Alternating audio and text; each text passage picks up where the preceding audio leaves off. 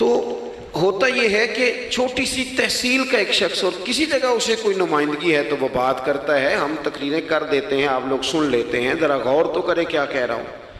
کائنات میں سب سے بہترین انسان نبی اور رسول ہوتے ہیں، اور اللہ نے اپنے محبوب پاک کو نبیوں کا امام بنایا ہے۔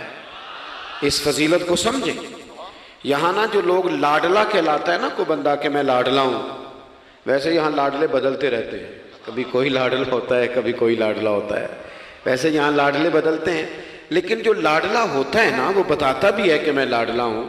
اور کسی کا بھی کوئی لاڈلا ہو جائے تو وہ ناز نخرے دکھاتا ہے، رسول کریم اور رب کے لاڈلے محبوب ہیں۔ لیکن جو بات میں نے آپ کی خدمت میں عرض کرنی ہے آپ اس پر توجہ کریں گے۔ حضور امام الانبیاء ہیں، اللہ کے محبوب ہیں، نبی پاک علیہ السلام کا پتھروں نے کلمہ پڑھا ہے، چاند حضور کے اشارے پر ڈوبتے ہوئے واپس لوٹ آیا ہے، سورج ڈوبتے ہوئے آ گیا ہے، چاند کے 2 ٹکڑے ہوئے ہیں، یہ ساری حضور کی شانیں۔ اللہ نے اپنے محبوب کو معراج عطا فرمائی ہے۔ لیکن ملت کے جوانوں، آپ کو پتہ ہے ہمارے نبی پاک کا سب سے پہلا تعارف کیا ہے؟ حضور کا سب سے پہلا تعارف یہ ہے کہ یہ صادق اور امین ہے، یہ سچ بولتے ہیں۔ حضور کے اسوہ نور کی پہلی بات جو لوگوں کے سامنے آئی تھی وہ یہ تھی کہ یہ صادق ہیں، یہ سچے ہیں، یہ جھوٹ نہیں کہتے۔ آپ کو پتہ ہے رسول پاک صلی اللہ علیہ وسلم سے پوچھا گیا تھا حضور مومن کنجوس ہوتا ہے؟ فرمایا کبھی ہو جاتا ہے۔ یا رسول اللہ مومن بزدل بھی ہوتا ہے؟ فرمایا کبھی ہو جاتا ہے۔ یا رسول اللہ مومن جھوٹ بولتا ہے؟ تو میرے کریم نے فرمایا نہیں، میرا مومن جھوٹ نہیں بولا کرتا۔ حضور کا جو پہلا تعارف ہے نا، یہ جو حضور کی 40 سالہ زندگی ہے نا، اسے نبی پاک علیہ السلام نے اپنی نبوت کی دلیل کے طور پر بیان فرمایا ہے۔ فرمایا فَقَدْ لَبِثْتُ فِيكُمْ عُمَرًا مِّن قَبْلِهِ أَفَلَا تَعْقِلُونَ۔ محبوب آپ ان سے کہہ دے میں نے تمہارے بیچ وقت گزارا ہے، تمہیں عقل نہیں؟ کوئی میری طرح کا سچا دیکھا ہے تو دکھاؤ۔ آج میری ملت کا سب سے بڑا مسئلہ جھوٹ ہے، سب سے بڑا مسئلہ اعتماد نہیں۔ بیوی اپنے شوہر سے کہتی ہے کہ تو تھوڑے پیسے دے لیا کر، تھوڑے ایک جوڑے پہ میں گزارا کر لوں گی، میرے ساتھ سچ تو بول۔ تو لاہور جاتا ہے تو لاہور کا بتا کے جا۔ ماں کہتی ہے پتر سے کہ پتر تھوڑی باتیں بتایا کر پر سچی بتایا کر۔ قوم کا اعتماد اٹھ گیا سیاستدانوں سے، تم نے لمبے چوڑے وعدے کیے، تم نے بڑی باتیں سنائی۔ تم دیکھیں نا، آپ کی توجہ اگر ہو تو میں ایک حوالہ اس طرح کا بھی عرض کروں آپ کی خدمت میں۔ سبز باغ دکھا کے لوگوں کو کبھی پریشان نہیں کرنا چاہیے، کبھی بھی۔ یہ ہمارے پیر بھلا کیا کرتے ہیں بیچارے، ایک کرامت اللہ خیر کرے کبھی کوئی ایک بن جاتی ہے نا تو پھر وہ کمپنی کی مشہوری کا ذریعہ بنتی ہے۔ وہ کہتے ہیں اس کرامت کو بھی فیس بک پہ ڈالو۔ میں نا کراچی جا رہا تھا تو لاہور میں تھوڑا سا مریض ہوں، مجھے الرجی ہو جاتی ہے، زیادہ دیر بیٹھ نہیں سکتا، تو ایک کانفرنس میں مجھے شرکت کرنی تھی۔ تو ایئرپورٹ سے ہی میں نے دوستوں سے پوچھا موسم تمہارا کیسا ہے؟ کہنے لگے پیر صاحب بڑی گرمی ہے اور شدت ہے بڑی، اے سی چلا کے بھی گاڑی میں دقت ہے۔ تو میں نے کہا اچھا دعا کرتے ہیں اللہ بارش برسا دے۔ تو یہ دعا لاہور ہو رہی تھی، میں کراچی ایئرپورٹ پہ اترا تو بارش ہو رہی تھی۔ تو وہ جو مجھے لینے آئے تھے نا صاحب، وہ گاڑی میں ایک بندے کو کہہ رہے ہیں کہ وہ پیر صاحب نے لاہور آکھیا سی تو 1.5 گھنٹے جمی آ گیا ہے۔ وہ میں نے اسے کہا وہ بس کر، اب آگے نہ بتا، ایسا نہ ہو کہ 2-4 لوگ آ جائیں کہ پیر صاحب جو کہتے ہیں وہ ہو جاتا ہے۔ جیڑے محرم راز حقیقت دے اور راز حقیقت کھول دے نہیں، جیڑے محرم راز حقیقت دے اور راز حقیقت کھول دے نہیں، اے جنہ ویکھیا نہیں او کرن گلاں، جنہ ویکھ لیا او تے بول دے ہی نہیں۔ اس لیے یہ اس طرح کرامتوں کو نا کمپنی کی مشہوری کا ذریعہ، ہمارے سیاستدان، ہمارے بڑے لیڈران وہ سبز باغ دکھا دیتے ہیں۔ آپ تھوڑی باتیں کریں، محدود کریں، مختصر کریں۔ دیکھیں اللہ کے محبوب علیہ السلام سے طائف والوں نے کہا تھا، جب حضور علیہ السلام نے دین کی تبلیغ کی تو سیرت میں یہ عنوان بھی ہمیں ملتا ہے، یا رسول اللہ صلی اللہ علیہ وسلم اگر آپ کو کل حکومت ملتی ہے تو ہمیں حصہ ملے گا؟ عرب کے لوگوں کا مزاج تھا نا، انہوں نے حضور سے کہا اگر کل کلاں حکومت ملتی ہے تو ہم شریک ہوں گے؟ تو حضور مسکرائے اور میرے نبی پاک کو حکومت ملنے کا پاک کتنا زیادہ تھا کہ مکے سے ہجرت کر رہے ہیں، مدینہ شریف ابھی پہنچے نہیں، رستے میں سراقہ بن مالک سے کہہ رہے ہیں کسرا کے کنگن آئیں گے، یعنی حضور بتا رہے ہیں کہ سپر پاور بھی ساری یہاں آ جائے گی۔ حضور تو خندق والے دن ایک ہتھوڑا مارتے تھے تو فرماتے تھے روم فتح ہو گیا، دوسرا مارتے تھے تو کہتے تھے ایران فتح ہو گیا۔ یہ بخاری میں چیزیں آپ کو ملیں گی۔ حضور کو کامل یقین تھا کہ اذا جاء نصر اللہ والفتح، کامل یقین تھا کہ ان فتحنا لک فتحا مبینا، یہ ہوگا سارا کچھ۔ لیکن انہوں نے جب کہا نا ہمیں حصہ ملے گا تو حضور مسکرائے، فرمایا تم کہتے ہو حکومت تمہیں ملے گی، فرمایا بھائی سنو، حکومت اسے ملتی ہے جسے اللہ عطا کرتا ہے۔ بات ختم کر دی۔ سچ بولیں زندگی میں، سچی بات کریں۔ اللہ کے رسول صلی اللہ علیہ وسلم نے ہمیں پہلا سبق سچ کا دیا، اسے سادی تقریر نہ سمجھنا، یہ عنوان دین ہے۔ اپنی زندگی سے جھوٹ کو نکال دیں۔ آپ جو تھوڑی باتیں کر لیں پر جو کہیں اس پر کھڑا ہونا سیکھیں، اپنی زندگی کے اندر استقامت کا نور لائیں۔ جوانوں، کبھی بھی جھوٹ کی بنیاد پر رشتے نہ قائم کرنا۔ آتے ہیں رشتہ دیکھنے والے تو کوئی باتیں سناتے ہیں، ہمارے گھر والے ہو بیٹا تو ولی ہوتا ہے، کیا بات ہے، اور پھر بعد میں یہ حالت ہوتی ہے کہ اماں کہتی ہے میں آپ بڑا سمجھانی ہے، انہوں میری بھی نہیں سنتا، تو وہ رشتہ دیکھتے وقت تو آپ نے کہا تھا کہ بہت بڑا درویش ہے۔ آپ اور بچی والے بھی کچھ ایسے کام کرتے ہیں، رشتہ کرانے والے سے کہتے ہیں ہم نے کار بھی دینی ہے۔ کیوں آپ نے لالچ پیدا کیا؟ کیوں پہلے آپ نے خرابیاں کی؟ اپنی زندگی میں سچ بولیں، سچی بات کریں، کبھی بھی کوئی ایسا کام نہ کریں جس سے کہ لوگوں کی طبیعت ایسی ہو کہ لوگ سمجھیں کہ یہ لوگ تو غلط بیانی کے عادی ہیں۔ دیکھیں بخاری میں موجود ہے، سیرت کی تمام کتابوں میں الفاظ کے اختلاف کے ساتھ یہ اپنی اصل کے ساتھ یہ چیز ہر جگہ موجود ہے۔ حضرت ابو سفیان رضی اللہ تعالیٰ عنہ بعد میں مسلمان ہوئے، فرماتے میں جب شاہ روم کو حضور کا خط گیا تھا نا ہرقل کو، حضور صلی اللہ علیہ وسلم نے اس سے کہا کہ کلمہ پڑھ لو، خطوط لکھے نبی کریم نے۔ اس نے کہا یہاں ڈھونڈو کوئی عرب کا سردار اگر آیا ہو تو میں ملنا چاہتا ہوں۔ ابو سفیان کہتے ہیں میں بغرض تجارت وہاں موجود تھا، مجھے لوگ پکڑ کے بادشاہ کے پاس لے گئے، میں کلمہ نہیں پڑھتا تھا۔ جب کوئی کسی کا مخالف ہوتا ہے تو اس نے کوئی کہانی بھی یاد کی ہوئی ہوتی ہے، ان لوگوں نے کہانی بھی یاد کی ہوئی تھی، معاذ اللہ جادوگر ہیں، شاعر ہیں، یہ کہانیاں بھی سناتے تھے۔ کہتے ہیں کہ مجھے وہ لے گئے، بادشاہ کے سامنے کھڑا کر دیا۔ اب بادشاہ نے سوالات پوچھے، میں کوئی حق میں نہیں تھا کہ میں حق میں باتیں کرتا، میں تو اس وقت تک کلمہ نہیں پڑھتا تھا اور جو کفار کہتے تھے وہ ساری باتیں میں نے کرنی تھی۔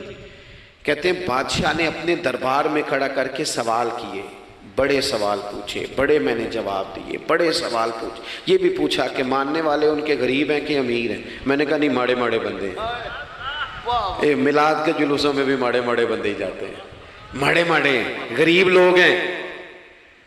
اس نے یہ بھی پوچھا کہ ماننے والے بڑھ رہے ہیں یا گھٹ رہے ہیں؟ میں نے سارے جواب دیے۔ او ملت کے جوانوں، خدا را میری بات سننا۔ ابو سفیان کہتے ہیں غیروں کا دربار، سوال کرنے والا بھی کلمہ نہیں پڑھتا، ابھی جواب دینے والا بھی کلمہ نہیں پڑھتا۔ اس نے مجھ سے کہا کہ آپ نے بتایا کہ آپ رشتے میں چچا ہوتے ہیں، یہ بتاؤ وہ جنہوں نے اعلان نبوت کیا ہے کیا کبھی انہوں نے جھوٹ بھی بولا ہے؟ آج لوگوں نے نام نہیں بدل دیا جھوٹ کا، کچھ نے بہانہ نام رکھ دیا جھوٹ کا، جی میں نے بہانہ کر دیا تھا۔ کچھ کہتے ہیں جی وہ تو میں نے تو بس ایسے ہی بات، وہ تو میں نے مذاق کیا تھا۔ جھوٹ کے نام نہیں بدل دیے لوگوں نے۔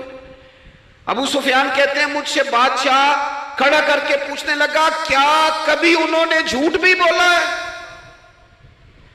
ابو سفیان کہتے ہیں کہ لمحے کے لیے میرے دل میں آیا کہہ دوں کہ بولا ہے، پھر میں نے کہا ایک تو یہ عرب کی وفاداری کے خلاف ہے، اور دوسرا میں کہوں گا وہ جادوگر ہیں تو شاید کو ایک سیکنڈ کے لیے توجہ کرے، میں کہوں گا وہ شاعر ہیں شاید کو توجہ کرے، اور مدینے والے نے جھوٹ بولا یہ تو مانے گا ہی کوئی نہیں۔ سنو سنو، جن چیزوں کو معمولی سمجھ کے ہم نے رائج کیا وہ ہمارا وقار لے گئی، دنیا ہم پر اعتماد نہیں کرتی۔ ہم اس ملک میں بستے ہیں جہاں زلزلہ بھی آئے تو غیر ملکی امداد کرنا چاہیں تو وہ کہتے ہیں حکومتوں کے ہاتھ میں نہیں دیں گے، خود جائیں گے۔ ہمارا یہ حال ہو گیا ہے کہ قوم پر اعتماد اٹھ گیا دنیا کا. ہمیں پلٹنا ہے, ہم نے دیکھنا ہے ہمارا رویہ کیا ہے, ہمارا انداز کیا. تھوڑی کر لیں باتیں, کوئی ضروری ہے صبح شام بولنا؟ تھوڑے کر لیں باتیں, تھوڑے دعوے کر لیں, کوئی ضروری ہے؟ سنو میرے عزیز, ابو سفیان کہتے ہیں کہ اس نے کہا کبھی جھوٹ بھی بولا ہے؟ میں سوچ میں پڑ گیا.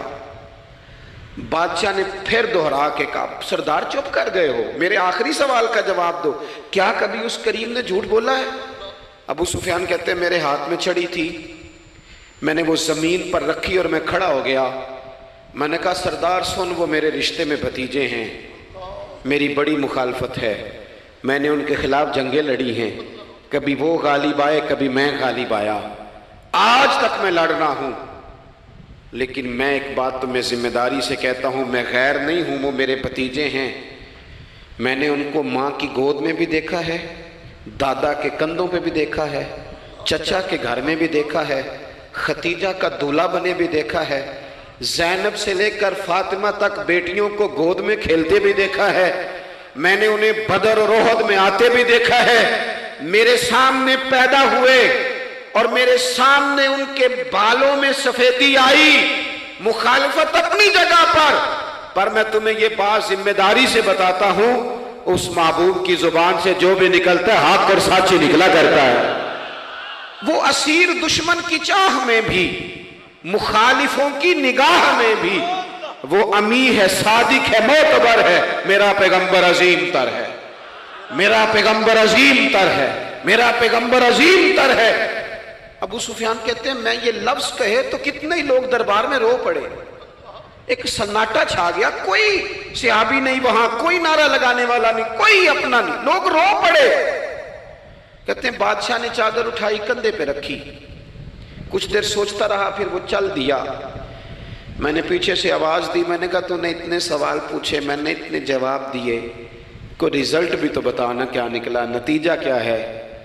تو بادشاہ نے پلٹ کے میری طرف دیکھا, کہنے لگا سردار نتیجہ تو نکل آیا نا یار, جس بندے بندوں سے جھوٹ نہیں بولا وہ یہ جھوٹ کیوں بولے گا کہ میں اللہ کا رسول بن کے آیا. اس نے او میرے بھائی اپنی زندگی میں سچ لاؤ. خدا را ہمارے گھروں سے لے کر حکومت کے ایوانوں تک ضرورت سچ کی ہے, ضرورت سچ کی ہے. دوسری بات, اپنی زندگی میں دیانتدار ہو جائیں. چھوڑ دے سامنے والا کیا کر رہا ہے, میں اپنے اس ممبر سے دیانتدار ہوں کہ نہیں, یہ میں نے اللہ کو جواب دینا ہے. میں نے جتنی عزت سمیٹی ہے دین کے نام پہ سمیٹی ہے, میں نے اللہ کو جواب دینا ہے. ہم سارا دھیان دوسروں کا رکھنے لگ گئے. حضرت خواجہ نصیر الدین چراغ دہلوی رحمۃ اللہ علیہ سے بادشاہ نے آ کے وظیفہ پوچھا تھا, حضرت کو وظیفہ بتائے, تو خواجہ صاحب فرمانے لگے اپنا کام دیانتداری سے کر, یہی سب سے بڑا وظیفہ ہے. اپنی زندگی میں دیانتداری, امانت داری, آپ اس طرح کے ہو جائیں کہ آپ جس طرح آپ سمجھے نا کہ یہ حرام جانور ہے تو میرے منہ میں جائے گا تو مجھے الٹی آئے گی. آپ کبھی دیکھیں نا کہ حرام گوشت کوئی آپ کو بتا دے, آپ 2 لقمے آپ نے کھا بھی لیے, لطف آیا, تو کسی نے کان میں کہا یہ تو ذبح ہی نہیں ہوا تھا, بیمار تھا, تو الٹی آ جاتی ہے کہ نہیں؟ بولو, کہہ آ جاتی ہے. انسان کا ذہن قبول کرتا ہے حرام کھانے کو. 2 کلو گوشت پہ الٹی آتی ہے تو 2 کروڑ روپے پہ کیوں نہیں آتی؟ ہمارے ایک دوست ہیں, یونیورسٹی کے لیکچرار ہیں, مجھے ایک دفعہ فرمانے لگے پیر صاحب عجیب بات ہے, ایک بندے کو نا کہیں جوتا پڑا مل گیا, بڑا قیمتی تھا پر ایک پیر تھا جوتے کا. ہماری دیانتداری کچھ اس طرح کی ہے, ایک پیر ملا, جوتا بڑا قیمتی تھا, مہنگا تھا, تو اس نے اس کا مالک ڈھونڈنا شروع, یہ کس کا ہے, یہ کس کا ہے, یہ کہ وہ شور کر رہا ہے. لیکن تھوڑا سا آگے جا کے جوتے کا دوسرا پیر مل گیا, پر اس نے مالک ڈھونڈنا بند کر دیا. اس کو اب اس کا دوسرا پاؤں مل گیا تو اب اس نے, یعنی کئی دیانتدار بڑے دیانتدار ہیں لیکن دوسروں کے معاملے میں, اپنے معاملے میں نہیں. اپنی زندگی میں انصاف کریں. میں مسجد میں جمعہ پڑھاتا ہوں. میں نے ایک دن اپنے ایک مدرسے کے طالب علم سے پوچھا, بیٹا جمعرات کو میں نے پوچھا, میں نے کہا صبح جمعے میں تقریر کیا کرنی ہے؟ کہتے میں جو فیصلہ نہیں کیتا. میں کہا تو بڑا مولوی ہے نا, میں چھوٹا, میں تو جمعہ پڑھا کے شام میں فیصلہ کر لینا بھی اگلے جمعے کی بیان کرنا ہے. کیوں؟ میں چاہتا ہوں میں ممبر سے دیانتدار رہوں, میں ایک ہفتہ تیاری کروں, میں نے قوم کو اللہ رسول کا دین بتانا ہے, میرا یہ مقصد تو نہیں ہے کہ 1 گھنٹہ مجھے ملے تو میں نے کسی طریقے سے اسے پار کرنا ہے۔ آپ اپنے کام کے ساتھ ہمیشہ دیانت کا مظاہرہ کریں۔ اگر آپ دیانتدار ہو جائیں، حضرت سعید بن عامر رضی اللہ تعالیٰ عنہ کو حضرت عمر نے کہا میں آپ کو ایک صوبے کا گورنر بنانا چاہتا ہوں، رو پڑے، فرمانے لگے اس قابل نہیں ہوں۔ آپ کہیں مجھے بھی آپ کہہ دیں کہ فلانا عہدہ ملتا ہے تو تیار ہے ساری دنیا، کون انکاری ہے اس کام سے، سب تیار بیٹھے، لیکن روتے تھے لوگ کا جناب میں کہاں کر سکتا ہوں۔ حضرت عمر نے لگا دیا حمص کا گورنر۔ کچھ مہینوں کے بعد حضرت عمر تشریف لے گئے، جا کے پوچھا کہ کیسا ہے، تو پہلے تو ایک لسٹ منگوائی حضرت عمر نے، کچھ مال آیا ہے تو مختلف صوبوں میں بانٹنا ہے، غریبوں کی لسٹ لاؤ۔ ان کے صوبے کی لسٹ آئی تو تیسرا نام گورنر صاحب کا تھا۔ وہ کہا تمہارا گورنر مسکینوں غریبوں میں؟ کہنے لگے حضرت صاحب جو لسٹ بنانے والے تھے وہ کہنے لگے اب ان کے وجود پر جو کپڑے ہیں جگہ کوئی نہیں بچی، پیوند کہاں لگانے ہیں۔ دامان توکل کی یہ خوبی ہے کہ اس پر پیوند لگے ہوتے ہیں پر دھبے نہیں ہوتے، پیوند لگے ہوتے ہیں پر دھبے نہیں ہوتے۔ حضرت عمر نے معلومات کی ان کے صوبے میں جا کے، تمہارا گورنر کس طرح کا ہے؟ عرض کی حضور 4 شکایتیں۔ یہ جمہوریت ہے؟ آج تو ہر سیاسی جماعت میں ڈکٹیٹرشپ ہے، آج کہاں جمہوریت ہے؟ آج تو آپ جتنے شاہ کے وفادار ہو جائیں گے اتنا اچھا عہدہ لیں گے، جتنا مرضی قابل بندہ ہو جماعت کے اندر، لیکن اگر وہ پورا تابع دار نہیں تو نظام نہیں چلتا، جتنا مرضی قابل ہو۔ حضرت سعید بن عامر رضی اللہ تعالیٰ عنہ 4 شکایتیں، عام آدمی شکایتیں کر رہے ہیں۔ حضرت عمر نے کہا کون کون سی؟ انہوں نے کہا جی پہلی شکایت یہ ہے کہ ہمارے گورنر، توجہ ہے میرے بھائیوں کی، انہوں نے کہا جی پہلی شکایت یہ ہے کہ گورنر صاحب صرف دن کو ملتے ہیں، انہیں رات کو بھی لوگوں سے ملنا چاہیے۔ دوسری شکایت یہ ہے کہ جب شروع میں آئے تھے تو فجر کے بعد بیٹھ جاتے تھے، مسائل سنتے تھے، اب سورج نکلنے پر اشراق چاشت کے ٹائم 8، 9، 10 بجے آتے ہیں۔ تیسری شکایت یہ ہے کہ ہفتے میں 1 دن ملتے ہی نہیں۔ چوتھی شکایت یہ ہے کہ کبھی کبھی ایسے ہی رونے لگتے ہیں، بیٹھے بیٹھے بے ہوش ہو جاتے ہیں، تو آپ نے دیوانہ آدمی ہمیں دے دیا ہے۔ حضرت عمر فاروق رضی اللہ تعالیٰ عنہ نے حضرت سعید بن عامر کو مجمع میں پوچھا جناب آپ پبلک کے نمائندے ہیں، آپ کو سوالوں کے جواب دینے چاہیے، بتلائیے نا۔ اور یہ پبلک کے نمائندے صرف سیاستدان نہیں ہوتے، پیر صاحبان بھی ہوتے ہیں، مسجد کا خطیب بھی ہوتا ہے۔ اگر حضرت عمر سے پوچھا جا سکتا ہے کرتا کہاں سے آیا تو پیر صاحب سے بھی تو پوچھا جا سکتا ہے نا، ان کو بھی جواب دینا چاہیے، ان کو بھی بتانا چاہیے، اس لیے کہ وہی تو دعویٰ کر رہے ہیں فقر بتانے کا۔ تو حضرت عمر نے 4 سوال کہا سعید آپ کے ذمے 4 سوالوں کے جواب ہیں، تو حضرت سعید بن عامر نے گردن جھکائی، کہنے لگے پہلے ہی کہا تھا میں گورنری کے قابل نہیں۔ فرمایا اب تو بن گئے ہونا، جواب تو دینا ہے، حضور بتلائیے۔ فرمایا پہلا سوال آپ سے یہ ہے کہ یار لوگ کہتے ہیں رات کو کام پڑ جاتا ہے اور آپ ملتے نہیں۔ تو حضرت سعید بن عامر نے اپنی داڑھی پکڑ لی، عرض کی حضور یہ ساری سفید ہو گئی ہے، بڑھاپا ہے، دن مخلوق کے لیے رکھا ہے، رات اپنے رب کے لیے رکھی ہوئی ہے۔ اگر پھر بھی کسی کو شوق ہو تو سعید بن عامر جب بھی ملے گا مسجد میں ملے گا، ساری رات بارگاہ ربوبیت کی او سنگیو تھوڑا مسلح بھی یار مضبوط کر لو، تھوڑا سا نا، ہم نہ تھک گئے ہیں فون سن کے۔ بہت سارے لوگ ایسے ہیں جن کے وجود نہیں اتنی تھکے جتنے دماغ تھک گئے، کمنٹس پڑھ کے، کمنٹس دے کے، رائے دے کے، بڑے بڑے باصلاحیت لوگوں کے حافظے کمزور ہو گئے۔ خدا را اپنی صلاحیتوں کو زنگ لگا لو گے۔ یہ تو جتنے لوگ ہیں میڈیا چلانے والے، ان کو تو میڈیا چلانا ہے، اور اب تو پتہ نہیں کتنے چینل اور کتنے لوگ اور سوشل میڈیا پہ کتنے، اور ادھر کتنے تو ادھر کتنے۔ خدا را کچھ وقت اگر مسلح پہ ملے تو آپ یقین کریں روح تازہ ہو جاتی ہے، لمبی لمبی دعائیں مانگیں، اپنے رب کو اپنے دکھ سنائیں، رسول پاک کی بارگاہ میں یہ نذرانے پیش کریں، آپ محسوس کریں گے وجود طاقتور ہوگا۔ حضرت سعید بن عامر کہنے لگے رات مسلح پہ گزارتا ہوں۔ دوسرا سوال آپ سے یہ کرنا تھا کہ یہ لوگ کہتے ہیں کہ آپ پہلے فجر میں آ جاتے تھے، اب اشراق چاشت کے بعد 9-10 بجے نکلتے ہیں۔ تو حضرت سعید بن عامر نے گردن جھکائی، کہا یہ میرا راز تھا، میری پرائیویٹ بات تھی۔ کہا جناب اب تو لوگوں کا سوال ہے۔ تو آپ فرمانے لگے میرے گھر میں خادم کوئی نہیں، غریب آدمی ہوں، بیوی بیمار ہو گئی ہے، 35 سال اس وفادار عورت نے میری ڈیوٹی کی ہے، بیماری میں چھوڑ دوں تو وفاداری تو نہیں نا۔ سویرے اٹھتا ہوں، گھر کا کام کرتا ہوں، پھر بیوی کے لیے ناشتہ بناتا ہوں، اسے کھانا کھلاتا ہوں، تیاری کرتے آتے دیر ہو جاتی ہے۔ دوسرے سوال پر لوگ رو پڑے، کہا تیسرا اعتراض آپ پہ یہ ہے کہ ہفتے میں ایک دن ملتے نہیں، تو حضرت سعید بن عامر کہنے لگے میں نے کہا تھا میرا پردہ نہ کھولا جائے، میں بڑا راضی ہوں رب کی عطاؤں پہ، میں کیوں کسی کے سامنے اپنا دکھ بیان کروں؟ گردن کو جھکا دیتا ہے خیرات کا پتھر، جہاں میں مانگنے والوں کے سر کبھی اونچے نہیں ہوتے، اور غیرت ہے بڑی چیز جہانے تگ و دو میں، پہناتی ہے یہ فقر کو تاج سردارا۔ آپ موقع دیں جی، بڑی مہربانی، چھوڑ دیں جی، تھوڑی 1 منٹ صرف جی ہمیں دیں، بولے نہیں پیار سے جی، ناراض نہیں ہونا، آپ ہمیں موقع دیں۔ بات بھی اب تقریباً قریب ہونے کے قریب آئی۔ کہا حضرت سیدنا سعید بن عامر رضی اللہ تعالیٰ عنہ نے فرمانے لگے میں نے کہا تھا یہ میرا پردہ ہے، یہ نہ سنایا کریں آپ دکھ لوگوں کو۔ یہ غریب کہتے ہیں میں کسی امیر کے ساتھ لگ جاؤں گا تو کچھ بھی نہیں بنتا، چھوڑ دیں آپ، دکھڑے رب رسول کو سناؤ، خیرات بھی ملے گی اور عزت بھی ملے گی، وہ دیں گے اور کسی کو بتائیں گے بھی نہیں۔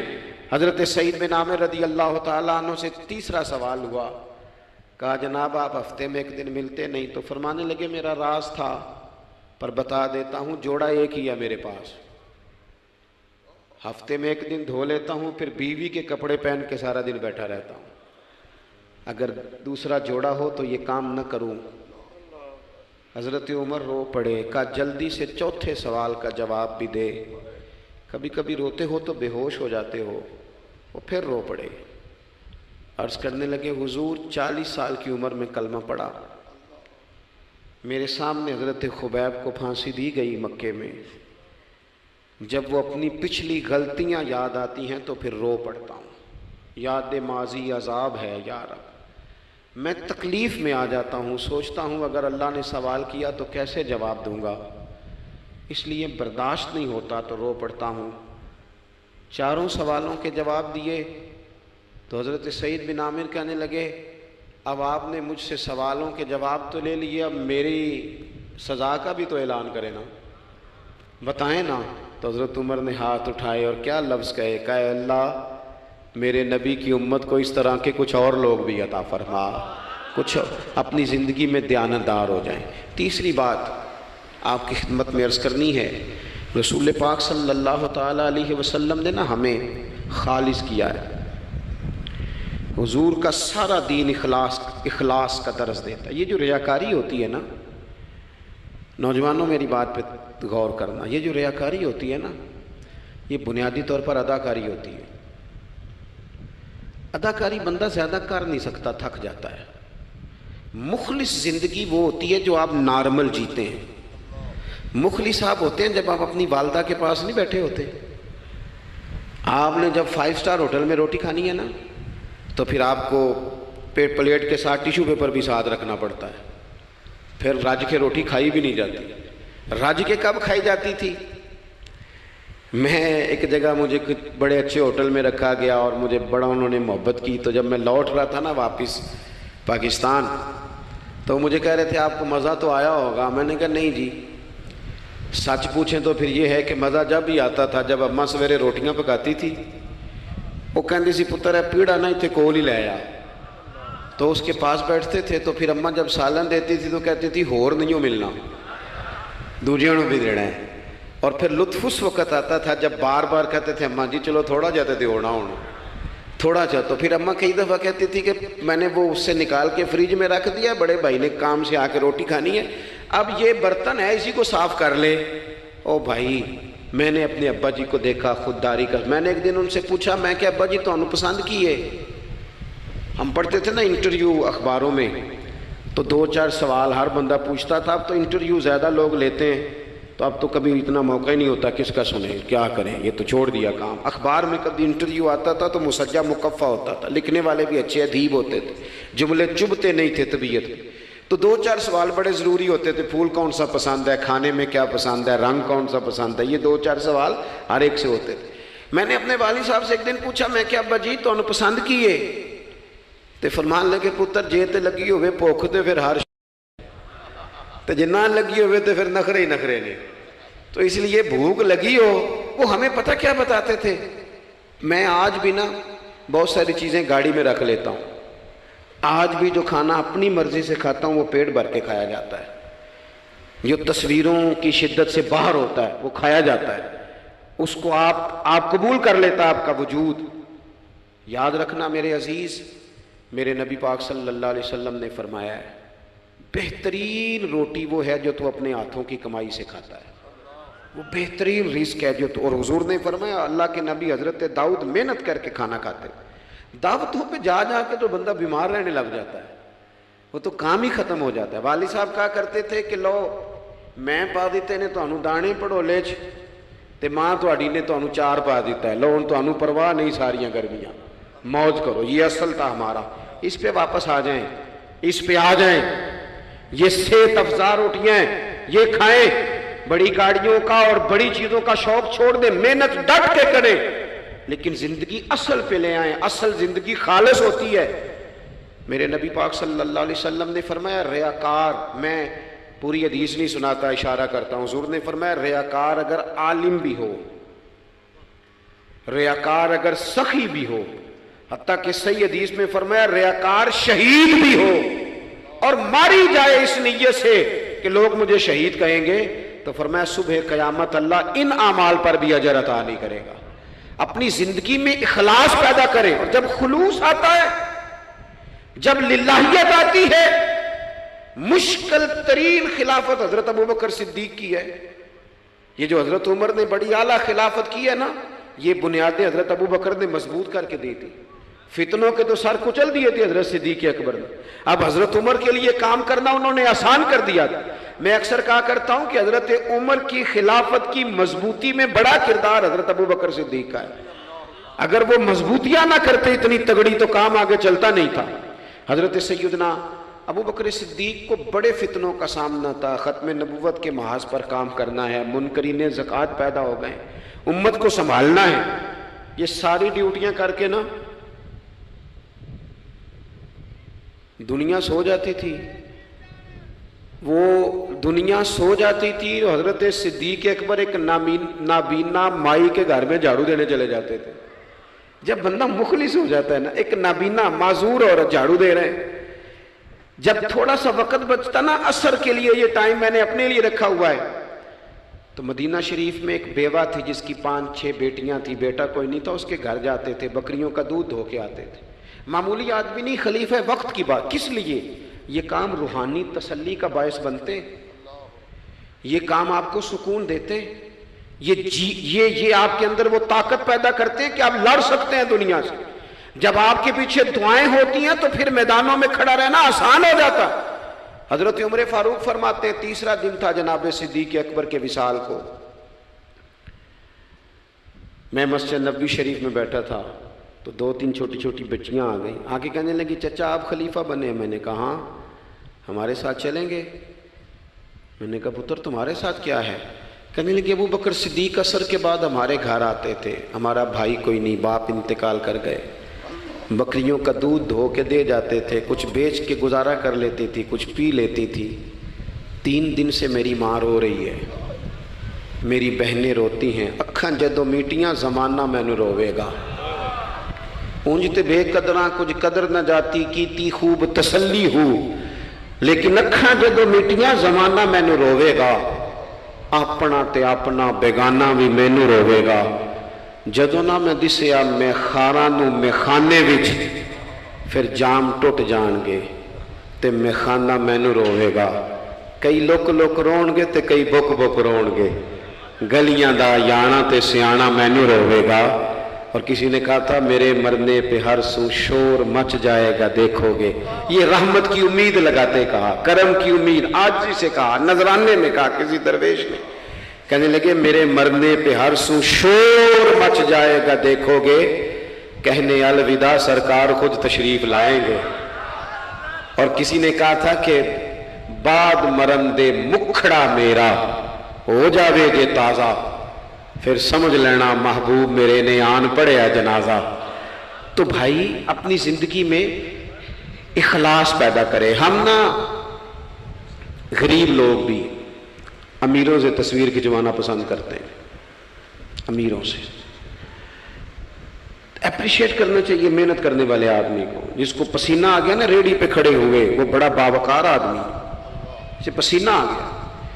میں ابھی بھی کبھی کبھی جوتا گنڈوا لیتا ہوں، چونکہ میں نے دیکھا ہے میرے ابا جی مجھے کہتے تھے لے جا جوتیاں توڑے پا کے ساریاں گنڈا لیا، تو یاد ہے تو میں ابھی بھی چلا جاتا ہوں۔ تو ہمارے ایک پرانے موچی ہیں، میں ان کے پاس ایک دن، وہ بڑے خوددار آدمی، 5 روپے کے 10 دے دے نا، وہ ان کو 10 دے دو، کہتے چوکا اپنے 5 روپیے۔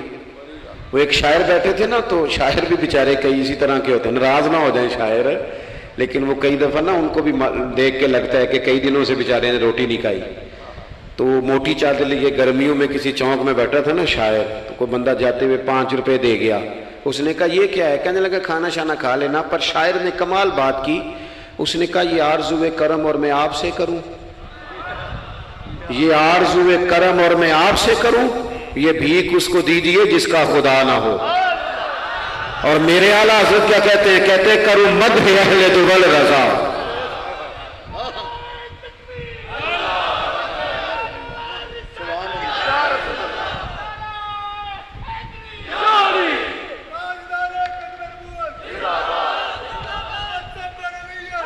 ماشاءاللہ۔ تو آپ حضرات میری بات سنیں گے، اپنی زندگی میں اخلاص لائیں، للہیت لائیں۔ چوتھی بات سنیں، اور میں اسی پر بات سمیٹنے کی کوشش کروں گا۔ اللہ کے رسول صلی اللہ علیہ وسلم کی سیرت مبارکہ میں جو چیز آپ کو بڑی نظر آئے گی نا، وہ احساس ہے۔ جب سینے آہستہ آہستہ سخت ہونے لگ جاتے ہیں نا، ہم نا کچھ باتیں سوچ کے اپنے آپ کو سخت کر لیتے ہیں۔ ہمارا جب ایسا جو نیا بھرتی ہوتا ہے وہ خدمت کے جذبے سے آتا ہے، وہ کہتے ہیں میں نے سارے کام صحیح کرنے ہیں۔ پھر اس کو نا آہستہ آہستہ پتہ لگنے لگ جاتا ہے کہ کچھ لوگ جھوٹا پرچہ بھی درج کراتے ہیں، اسے پھر آہستہ آہستہ پتہ لگنے لگ جاتا ہے کہ یہ سامان ان کا تو گیا تھا 1.5 لاکھ کا، تو انہوں نے 6 کیوں لکھوایا ہے۔ پھر وہ پھر سخت ہونے لگ جاتا ہے۔ لوگوں کو دیکھ کے سخت نہ ہو، سخت نہ ہو۔ پھر آپ کے پاس بڑی باتیں، مجھے ایک دفعہ ایک صاحب نے کہا آپ کو تقریر پہ بلانا ہے، پیسے کتنے لیتے ہیں؟ میں نے کہا دے دو کو 1.5-2 کروڑ روپیہ۔ کہنے لگے تو بہت زیادہ نہیں۔ تو میں کہا بکنا ہے تو پھر بندہ چاج نہ بکے۔ اب تیرا خیال ہے 25-30 ہزار اپنا ریٹ لگوا لیں، اتنے لو ہو جائیں، سانو تخت ہزارے دی لوڑ کیے، نالے کی لگے شہر بمول دے نال اسی اپنی بال کے سیکنے ہاں۔ میں نے بہت بڑا مدرسہ شروع کیا، باہر گلہ نہیں لگایا۔ مجھے ایک صاحب کہنے لگے خیر تے ہے تو ان پیسے کتوں ہوندے نے؟ میں کیوں اتھوں جتوں ہوندے نظر نہیں ہوندے۔ فاضل بریلوی کہتے ہیں کرو مدح اہل دول رضا، اور پڑے اس بلا میں میری بلا، میں گدا ہوں اپنے کریم کا، میرا دین پا رہا ہے نہ نہیں، اور کون دیتا ہے دینے کو منہ چاہیے، دینے والا ہے سچا ہمارا۔ میں نے تو معذرت بھی کرنی تھی، میرا خیال ہے کہ 35 سے 37 کے بیچ لوگ ایسے تھے یہاں سے جو آج صبح سے سر شام تک فون کرتے رہے کہ آپ نے چائے ہماری طرف پینی ہے، کھانا ہماری طرف کھانا ہے۔ میں ان دوستوں سے اکثر کہا کرتا ہوں جو میرے ساتھ ہوتے ہیں، میں کہتا ہوں کہ لوگ تلاش کرتے رہتے ہیں، ڈھونڈتے رہتے ہیں کہ رات رہنے کو جگہ ملے، اور ہمارا یہ حال ہے۔ کس نام پہ؟ رسول اللہ کے دین کے نام پہ، حضور کے دین کے نام پہ۔ اپنی زندگی میں احساس پیدا کریں۔ اگر آپ سخت ہو سکتے ہیں، کچھ بھی کہہ کے سخت ہو جائیں، کچھ بھی کہہ کے۔ مجھے میرے سنگی کہتے رہتے ہیں 7-8 گھنٹے کا آپ سفر کر کے جاتے ہیں تو آپ فوٹو والوں پہ سختی کریں، آپ نے کسی سے نہیں ملنا، میں نے ذرا آرام کرنا ہے، میں نے تھوڑا لیٹنا ہے۔ تو میں کہتا ہوں یار اپنی اوقات بھی تو ہمیں دیکھنی چاہیے تھی، کون کسی کو ملتا ہے؟ کچھ اور ہے۔ احساس پیدا کریں قوم کا، اپنے دل میں احساس لائیں۔ جب آپ سخت ہو جاتے ہیں نا تو پھر آپ سب کے لیے ہو جاتے ہیں۔ جب بندہ سخت ہو جاتا ہے نا، تھوڑا تھوڑا نا ہمیں لالچی بنایا گیا ہے، مختلف چیزوں پہ انعام رکھے گئے، مختلف رنگوں میں لوگوں کو مختلف انداز میں قائل کیا گیا، مزاجوں میں کچھ بھرا گیا ہے۔ وہ اس طرح کا ماحول بن گیا کہ باپ نے جوانی پتر کو دے دی۔ ساری زندگی وہ جو لوگ سعودی عرب یہاں سے گئے تھے 35 سال انہوں نے وہاں کمبل نہیں بدلا، جس کمبل میں انہوں نے جاتے خریدا تھا واپسی پہ بھی وہی تھا. رہائشیں یہاں بنی وہاں نہیں بنی. میں نے بیرون ملک ایسے لوگ دیکھے ہیں جو 3 وقت روٹی نہیں کھاتے، 2 وقت کھاتے ہیں کہ گھر پیسے بھیجنے. لیکن لالچ اتنا عروج پہ چلا جاتا ہے بعض گھروں کا، سب کا نہیں بعض کا، کہ اسی باپ کو جس نے زندگی لگا دی، بچے کہہ رہے ہوتے ہیں ابا جی آپ کو ڈھاب کا کام کر لیتے تو آج ہمارے وارے نے ارے نہ ہو جاتا. مجھے ایک بزرگ فرمانے لگے پیر صاحب بالاں کو بھی عزت کران لی، ابے دا مالدار ہونا ضروری جے. خدا را اس سے باہر آئیں، احساس پیدا کریں. جب احساس آ جائے، قرآن مجید نے میرے نبی پاک کی شان یہ بیان کی ہے کہ عزیز علیہ ما عنتم حریص علیکم بالمؤمنین رؤوف الرحیم. یہ کمال ہے، اس سے آگے کیا کوئی حاشیہ دے سکتا ہے؟ رب فرماتا ہے لوگو تم مشقت میں پڑھو تو میرے نبی کو تکلیف ہوتی ہے. آپ کبھی حدیثیں پڑھیں نا تو رونگٹے کھڑے ہوتے ہیں. آپ کو درجنوں حدیثیں اس عنوان کی ملیں گی کہ حضور فرماتے ہیں میرا دل کرتا ہے لمبی نماز پڑھاؤں. نماز اللہ کی، دل حضور کا کرتا ہے. فرمایا دل کرتا ہے لمبی نماز پڑھاؤں، لیکن پیچھے سے کسی بچے کے رونے کی آواز آتی ہے، کسی بوڑھے بیمار کا خیال آتا ہے، میں نماز چھوٹی کر دیتا ہوں. حضور فرماتے ہیں میرا دل کرتا تھا ہر وضو کے ساتھ مسواک ضروری قرار دے دوں، پر تمہیں تکلیف ہوگی، نہیں ضروری قرار دے. آپ احساس کی شدت تو دیکھیں. فرمایا میرا جی چاہتا تھا کہ میں تہجد اپنی امت پہ ضروری قرار دے دوں، لیکن میں نے اپنی چاہت نہیں دیکھی، غلاموں تمہاری نیند دیکھی ہے. وہ دوستو اتنا احساس دشمن جب قابو آتے ہیں نا. میں نے ایک اور بھی عرض کرنی ہے چلتے چلتے. جو سیاسی فرقہ واریت ہے نا آج ملک کے اندر، آپ جس جماعت کو ٹھیک سمجھا آپ نے، آپ وہاں چلے گئے، جس نے جس کو ٹھیک سمجھا. لیکن ہم سب سے پہلے مسلمان ہیں، اس کے بعد پاکستانی ہیں. ہمیں اخلاقیات کا دائرہ کبھی نہیں چھوڑنا. اختلاف کے بھی آداب ہوتے ہیں. اختلاف جس سے بھی کریں دلیل کی حد تک کریں، اس کی ذات تک اتر کے نہیں. مہذب قومیں یہ کام نہیں کرتی. حضرت ابو ایوب انصاری نے حضرت عمر سے اختلاف کیا اور سخت کیا. کہا جناب یہ آپ نے، حضرت عمر کو بات کرنے لگے تو حضرت ابو ایوب انصاری کھڑے ہو گئے، کہنے لگے یا حضرت ابو ذر غفاری کھڑے ہو کے کہنے لگے نہ آپ کی بات مانیں گے نہ آپ کی اطاعت کریں گے. فرمایا میں نے کیا کیا ہے؟ تو کہنے لگے چادر تو ایک بٹی تھی، تو آپ نے اسی چادر کا کرتا اسی کا تامت کیسے بنا لیا؟ حضرت عمر فاروق نے، انہوں نے سوال کیا تھا، حضرت عمر نے دلیل دی. فرمایا میرے بیٹے سے پوچھ لو. حضرت عبداللہ ابن عمر کہنے لگے ایک چادر چونکہ مجھے بھی ملی تھی میں نے اپنے ابا کو دے دی، لہذا کرتا بھی بن گیا. اور اب ہمارے ہاں نا دلیل ملنے پر بھی لوگ اعتراض نہیں چھوڑتے، کیونکہ ذاتی ہوتا ہے نا، دلیل تک تو اختلاف ہوتا نہیں. او میرے بھائی اختلاف کے بھی آداب ہونے چاہیے. وہ کسی نے کہا تھا کہ تعلق توڑ دینے کے بھی کچھ آداب ہوتے ہیں، کسی کو چھوڑ دینے کے بھی کچھ آداب ہوتے ہیں. اور کسی نے کہا تھا کہ قاتل کو کوئی قتل کے آداب سکھائے، دیکھو دستار کے ہوتے ہوئے سر کاٹ رہا ہے. کوئی ایک چیز چھوڑ دے.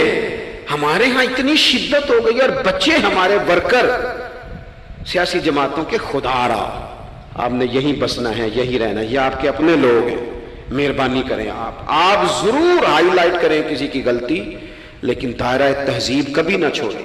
کبھی مجھے تو ایک دو اینکر ایک دو دفعہ ملے ہیں، میں نے ان سے کہا مہربانی کریں آپ کیا مزہ لے رہے ہیں آپ قوم کو تقسیم کر کے، خدا را کچھ سوچیں. آپ کا شغل لگا ہوا ہے اور یہاں غریب کا یہ حال ہے کہ یہ ابھی عید آ رہی ہے نا، ہم نے بھی کچھ نیکیاں بند کر دی ہیں بعض چیزوں پہ. یہ رمضان شریف گزرا نا، میرے جیسے آدمی کو لوگ نیک سمجھتے ہیں اور اپنے دکھڑے سناتے ہیں. یہ رمضان گزرا ہے تو بیٹیوں کی شادیاں شروع ہوئی ہیں. اب لڑکوں والے تو نیک ہو گئے، اب تو وہ جہیز ہی نہیں مانگتے. یہ خبر پتہ ہے آپ کو؟ منڈے والے داج منگنا چھڈتا جی، وہ نیک ہو گئے. وہ کہندے اسی تہاڈے کو جہیز نہیں لینا، بس 600 بندے دی روٹی پکانی تسی تے صحیح پکانی جے منڈے دے 11 ایکو واری آنا ہے. کبھی نہیں روٹی کھائی لڑکے کے دوستوں نے اپنے گھر. رمضان میں کھل کر سخاوتیں کرنے والوں رمضان کے بعد بھی سوچا کرو. اور راشن ونڈن والے لوگ کو عیدوں بعد بھی بھوک لگ دیجئے، عیدوں بعد بھی بھوک لگ دیجئے. رمضان میں ثواب زیادہ ہے لیکن سخاوت تو سارا سال ہی ہے. تو کچھ چیزیں ایسی ہیں ہمیں حضرت سیدنا عمر فاروق نے جب جواب دے دیا نا کہ اس طرح ہے، اب وہ اختلاف دلیل تک تھا، اختلاف دلیل تک تھا، تو حضرت ابو ایوب انصاری اٹھ کے کھڑے ہو گئے، اعتراض کیا، جواب مل گیا، تو پتہ کیا فرمانے لگے، کہنے لگے عمر رب تجھے میری طرف سے بہتر صلا دے، اب تو حکم کر، ہم سنیں گے بھی اور تیری اطاعت بھی کریں گے، اب ہم آپ کے پیچھے چلیں گے اے امیر المومنین۔ تو دلیل تک رکھیں چیزوں کو، دلیل مل جائے تو بات کو ختم کریں۔ تو میرے بھائی احساس اپنی طبیعت میں جب ہم پیدا کرنے لگیں گے، احساس بڑی مشکل ہے غریب کی زندگی۔ امیر تو دوستی امیروں سے لگا لیتا ہے، جب انسان اپنی گاڑی میں سفر کرتا ہے تو پھر وہ کرایہ 5 روپے بڑھ جائے تو اسے تکلیف کوئی نہیں ہوتی، کیونکہ اسے پتہ ہی نہیں۔ بہت سارے امیروں کو تو پتہ ہی نہیں کہ گھی مہنگا ہو جائے تو گھر کے بجٹ پہ بوجھ کتنا پڑتا ہے، ان بیچاروں کو تو پتہ ہی نہیں، تو وہ اس احساس کو کیسے پیدا کریں گے؟ وہ نہیں کر سکتے، اس کے لیے وہاں سے گزر کے آنا پڑتا ہے۔ رسول پاک کی زندگی میں جو احساس کی شدت ہے اسے آپ سمجھیں۔ دشمن جب ہتھے چڑھتا ہے تو پھر، اور دشمن بھی سخت گیر قسم کا ہو تو بندہ اسے چھوڑتا نہیں۔ لیکن حضرت انس بن مالک فرماتے ہیں کہ یہ جو لوگ بدر میں آئے تھے یہ کوئی پھول لے کے نہیں آئے تھے ہاتھوں میں، گجرے پھولوں کے لے کے نہیں آئے تھے، تلواریں لے کے آئے تھے، اور پوری انہوں نے جنگ لڑی، 14 صحابہ شہید کیے، لیکن جب ان کو لا کے باندھا گیا نا مدینے میں تو غصہ تھا صحابہ کو، کس کس کے ہاتھ باندھے۔ حضرت عباس بھی تھے، جب وہ ہائے ہائے کرتے تھے نا، مخالف تھے۔ توجہ ہے میری بات پر؟ او بھائی، جو پیار بیٹی پہ آتا ہے وہ بہو پہ بھی تو آنا چاہیے نا، اس پر بھی تو وہ بھی تو کسی کی بیٹی ہے نا۔ اگر تجھے اپنے بیٹے کی دھوپ تنگ کرتی ہے تو ملازم کے پتر اگر دھوپ میں کھڑے ہیں تو وہ بھی تو تجھے احساس ہونا چاہیے، ورنہ خود غرض ہو جائیں گے ہم۔ بات ختم کر رہا ہوں، غور کرنا۔ حضرت انس بن مالک کہتے ہیں میں مسجد نبوی شریف میں حاضر ہوا تو بے چینی کے عالم میں کبھی حضور ادھر جاتے تھے، کبھی ادھر آتے تھے، کبھی ادھر جائے، یا رسول اللہ کیا ہوا؟ یہ وہ لوگ تھے جنہوں نے ستایا تھا، آج باندھا ہے، حضور کیا ہوا؟